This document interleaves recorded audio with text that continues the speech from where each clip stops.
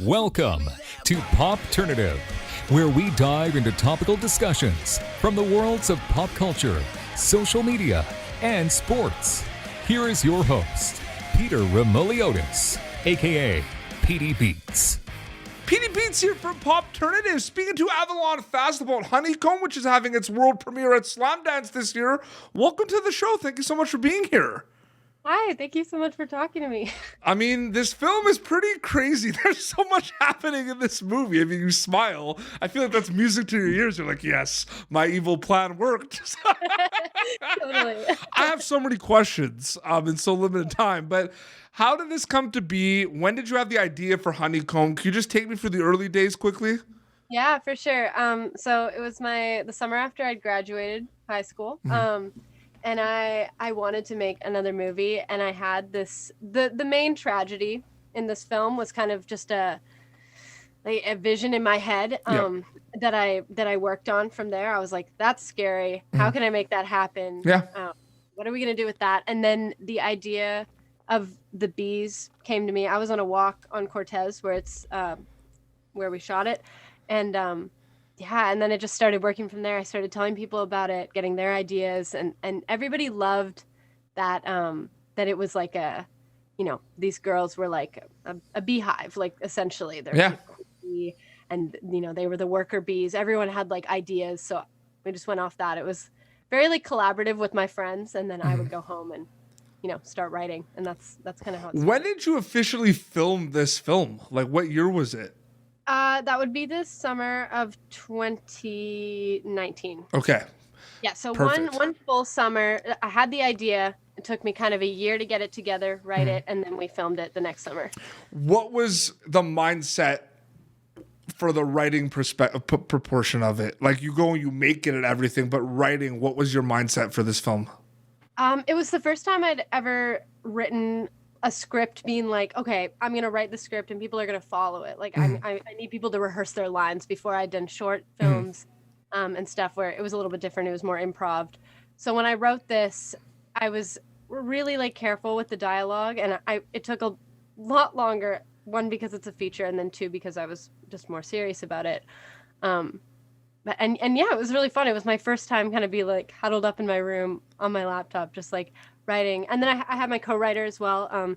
Emmett Roiko worked on it with me as well. And he's like super old school, where like he was literally using like a typewriter, and he'd send me his like ideas in the mail just because he wanted to do that. Wow, that is old school. No, it made no sense, but it was so fun. I'd get these packages that just said Honeycomb on them. Yeah. And then I would, pull out the script ideas, and then I would add it onto our Google Docs, and then it was just super random. But Oh, absolutely. And your film Honeycomb is getting a worldwide release at Slamdance this year, which is so amazing. That's where it's premiering. I mean, how cool is it to be able to get your horror film out there at a time now, like the last 3-4 years, where horror movies are so popular, so amazing, so groundbreaking? What's that kind of like for you? It feels really, really good. I don't know how many horror movies are premiering. I might be, there's not that many. No, there isn't too many, no.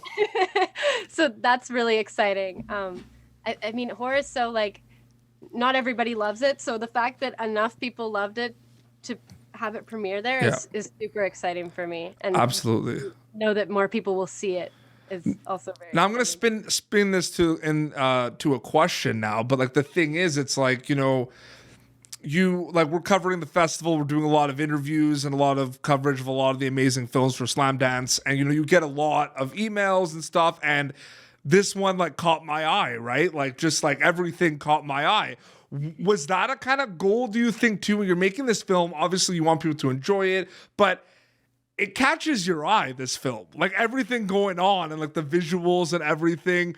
Is that in the back of your mind as well when you're making this, Avalon? You know what? I wasn't sure what was going to happen with it after. To be honest, I was a lot younger then, too, and I didn't really... I mean, things have changed for me now. I didn't even know Slamdance was really a thing back then. So... I don't know if that was so on my mind, but I knew it was eye-catching. I mean... But I'm talking about the film in general, not just for Slamdance, you know what I mean? If people see, like, a trailer, or if they see something, a write-up about it, it's going to be like, what? I am curious. Yeah. Like, what is this? Yeah, exactly. Whoa. No, totally. I mean, that even happened with the idea when I tell people about it. I mean, they see me, I'm, like, a smaller female, walking around. Oh, she's making a movie. What's she making a movie about? And I tell them, and they're like, that's weird. You're making a horror movie? Like, you don't look like you make horror movies. The teaser is one of the most terrifying things of all time, by the way. I'm just letting you know, you're laughing. No, I'm not laughing, okay? You scared me. And I like it. Who cut that teaser? The one that just came out. That was you, right? Yeah. You did a great job. Thank you. No, that was like terrifying. I'm like, because she's reading the note, right, in the trailer and everything, and like there's no music, and like it's just like, what is happening right now? Yeah. That I did 2 trailers. So there's one longer one, and then there's that teaser. Yeah, the one I'm talking about was the teaser, right? Because there's also a trailer. Yeah, absolutely. Yeah, that teaser. Also the scoring. So I mean, I love the music that we got to use, and that was made by my close friend Max.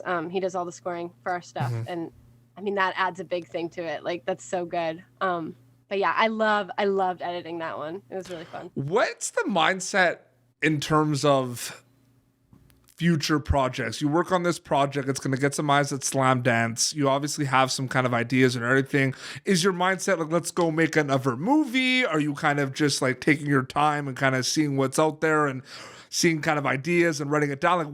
I'm just curious what the zone is right now for you.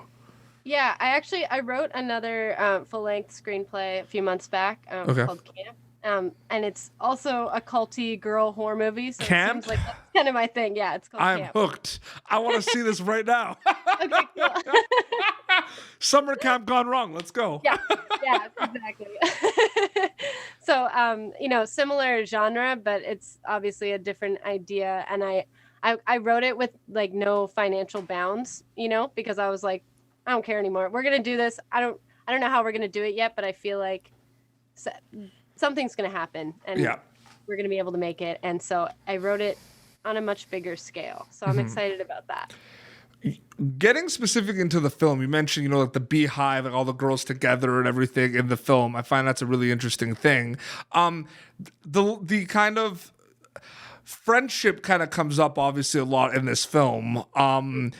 I'm wondering if it's something that you enjoy about kind of the ensemble cast, that you're able to kind of create these relationships with a lot of different people in films. So it's like with this one, with the girls, right? There is kind of this interaction and they're always together and everything. Is that what you kind of like about the ensemble cast as well? The ability to kind of showcase the friendship component? Yeah, definitely. And those relationships are so genuine as well. Like honestly, even like the relationships between characters, Leader and Emmett's character, they're in a relationship and you can see it, and then there's all these little, like, it's real, some people are closer in the film than others, and that's real. That's just how it is, so we really played off that. I like to pick up on things that were happening in our lives and make it part of the film as well. Was it interesting to make a film too, like you said, that was kind of that feels and looks kind of authentic when there's all this kind of supernatural crazy stuff? And don't get me wrong, we love that stuff too, right, Avalon? We love it. We love the big scale, but it's cool to have the other side of it, which is Honeycomb. Yeah.